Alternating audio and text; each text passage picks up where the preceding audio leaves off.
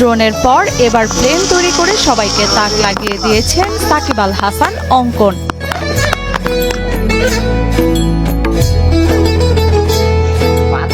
5 foot 2 ইঞ্চি এই plane বানাতে অঙ্কনের সময় লেগেছে মাত্র 4 মাস। ব্যবহার করেছেন পুরনো ড্রোনের motor, servo motor, propeller, controller, hardboard সহ নানা উপকরণ। এটা তৈরি করতে আমার 4 মাস সময় লাগছে। 4 মাস প্রতিদিন 4-5 ঘন্টা করে সময় দিতাম। এটার পেছনে ককশিট দিয়ে ফ্রেমটা তৈরি করেছি এবং ককশিট নিয়ে আসে এই সিরিজ কাগজ বলে, সিরিজ কাগজ দিয়ে কাঠ ঘষা যে সিরিজ কাগজ, ওইটা দিয়ে প্রথমে একটা ফ্রেম বানাই, তারপরে 2টা মোটর আনি এবং 4টি সার্ভো মোটর আনি, যার মাধ্যমে এলিরন এবং এলিভেটরটা ওঠানামা করতে পারে। 2200 মিলিঅ্যাম্পের একটা লাইফ ও ব্যাটারি দিয়ে আমি প্লেনটি আকাশেও তুলি। ড্রোন তৈরির অভিজ্ঞতা নিয়ে এগিয়ে যাওয়া এই তরুণ এবার নিজ হাতে তৈরি করেছেন এই ফ্লাইং প্লেন, যা মাঠে সফলভাবে উড্ডয়ন করে প্রশংসায় ভাসছেন এলাকার মানুষের কাছে। আমি প্রথমে 2টা ড্রোন তৈরি করি ডিসেম্বর মাসের শেষের দিকে। ড্রোনটি তৈরি করার পরে দেখলাম যে ড্রোনের থাকে 4টে পাখা, ওইটা তো ভেসে থাকে, ভাসমান থাকে, সামনের দিকে যেতে পারে। ওর পেছনে 2টো মোটরে যখন জোর হয় তখন সামনের দিকে যায়। মাঠে তো আমরা কাজ করি, প্লেন ওড়ে মাথার উপর দিয়ে বন।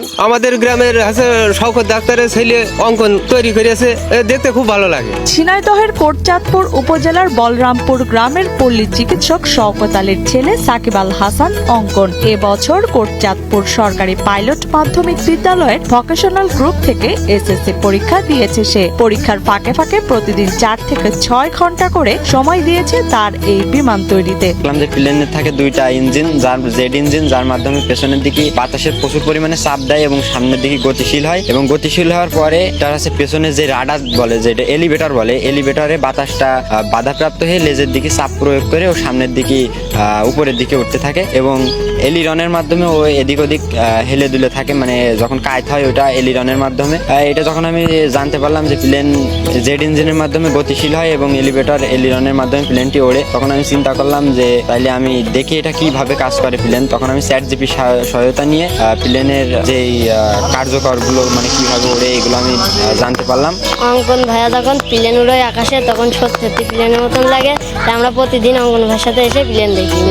ছোটবেলা থেকে মেকানিক্যাল কাজের দিকে বেশি মনোযোগী ছিল অঙ্কন। তারই বহিঃপ্রকাশ তার তৈরি এই প্লেন, যা উঠছে আকাশে। আমার ছেলে অঙ্কন, সে ছোটবেলায় থেকেই ইলেকট্রিক বিষয়ে খুবই আকর্ষিত এবং সে প্রচেষ্টা চালিয়ে যায় তার এই বিভিন্ন রকম জিনিস তৈরি করার জন্য। সে সময় ব্যয় করতো লেখাপড়ার পাশাপাশি, সেটা দেখে আমরা অনেক সময় তার বকাঝকা করেছি যে লেখাপড়ার সাথে সাথে সে যে সময় ব্যয় করছে, লেখাপড়ার ঘাটতি হচ্ছে। তারপরেও সে কোনো কর্ণপাত করেননি, লেখাপড়ার পাশাপাশি সে আপ্রাণ চেষ্টা চালিয়ে যায়।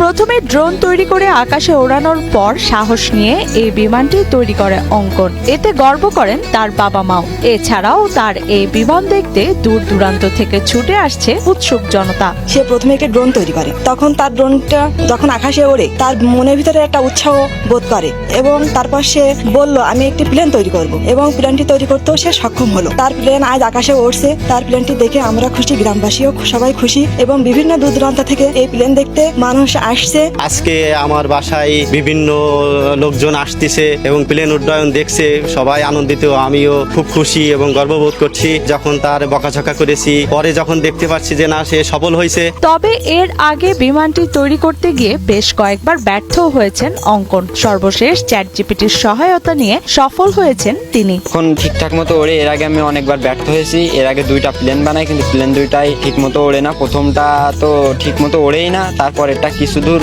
উড়ে ভেঙে যায়। তারপরে আমি চিন্তা করলাম যে প্লেন যেহেতু অল্প একটু উড়েছে, তার মানে উড়বে, কিন্তু আর একটু চেষ্টা করতে হবে এবং একটু বড় সাইজ মেজারমেন্ট গুলো ঠিক থাকলে এটা উড়বে। এত কিছু নিজের প্রচেষ্টায় করলেও বড় পরিসরে উদ্ভাবনে নামতে চান অঙ্কন। তবে প্রয়োজন সরকারি পৃষ্ঠপোষকতা, সরকারি সহায়তা আর প্রশিক্ষণ পেলে হয়তো একদিন অঙ্কনের তৈরি এই প্লেন উড়বে দেশের গণ্ডি পেরিয়ে আন্তর্জাতিক আকাশে। আগামীতে এটা আমি যদি কোনো ট্রেনিং পাই, কোনো প্রতিষ্ঠান থেকে যদি আমাকে কেউ ট্রেনিং দেয়, তাহলে আমি আরেকটু ভালো কিছু তৈরি করতে পারবো এবং পরবর্তী পরিকল্পনা আছে আমার। এটা তো অনেক ছোট, এর থেকে আরেকটু বড় সাইজ করে, বা এটা 5 ফুট সাইজ আছে, 5 ফুট 2 ইঞ্চি আছে, কিন্তু আমি এটা থেকে অনেকটা বড়, যেমন 15 ফিট কি 20 ফিট একটা প্রথমে চেষ্টা করতে চাচ্ছি। এটা যদি সফল হয় তারপরে আমি আরো বড় করে একটা প্লেন বানানোর পরিকল্পনা রয়েছে আমার পরবর্তী।